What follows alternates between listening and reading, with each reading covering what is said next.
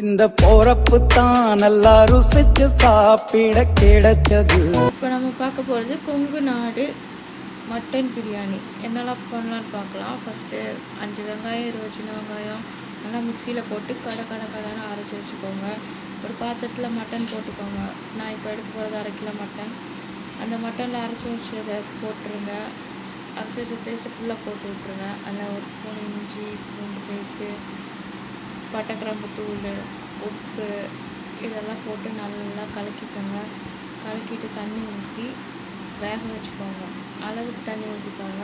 எக்ஸ்ட்ராவாக இருந்தாலும் பரவாயில்ல, பிரியாணியில் ஊற்றிக்கலாம். இப்போ இதை வேக வச்சுக்கிறோம். இப்போ பிரியாணிக்கு தேவையான பொருள் போனால் பட்டை கிராம்பு ஏலக்காய், எலுமிச்சம்பழம், புதினா, கொத்தமல்லி, வெங்காயம், பச்சை மிளகாய் இவ்வளோ கட் பண்ணி வச்சுக்கோங்க. இப்போது எண்ணெய் ஊற்றிக்கோங்க.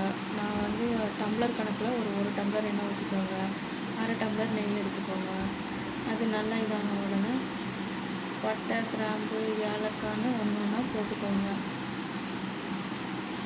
எல்லாம் நல்லா பொறுன்னு வரணும். பொறுன்னு வந்தப்பறம் கிண்டிட்டு வெங்காயத்தை போட்டுருங்க.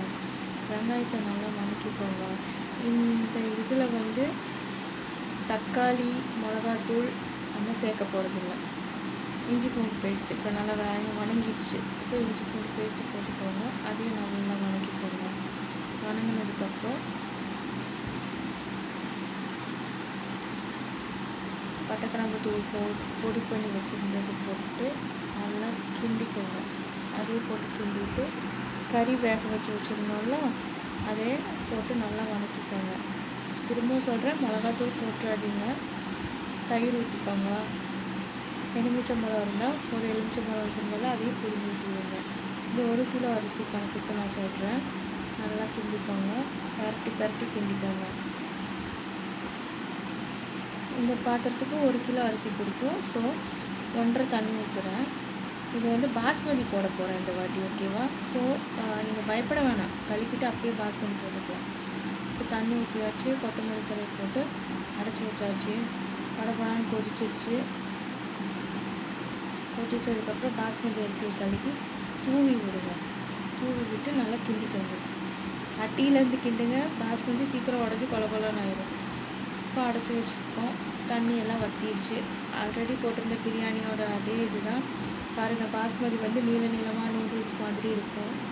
எல்லா பக்கமும் செட் ஆகிடுச்சு. இப்போ நம்ம தம் போட போகிறோம். Same process. கீழே தோசை தவா, அதுக்கு மேலே பாத்திரம், அதுக்கு மேலே கல். அடுப்பு வந்து மீடியம் ஃப்ளேமில் வைங்க. 20 மினிட்ஸ். ஆஃப்டர் 20 மினிட்ஸ் ஓப்பன் பண்ணி பாருங்கள். நம்மளோட பிரியாணி ரெடி. பாருங்கள், ஒயிட் கலரில் இருக்கா? எப்படி இருக்குது பாருங்கள்.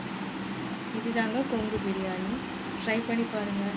லைக் பண்ணுங்கள், கமெண்ட் பண்ணுங்கள், சப்ஸ்கிரைப் பண்ணுங்கள்.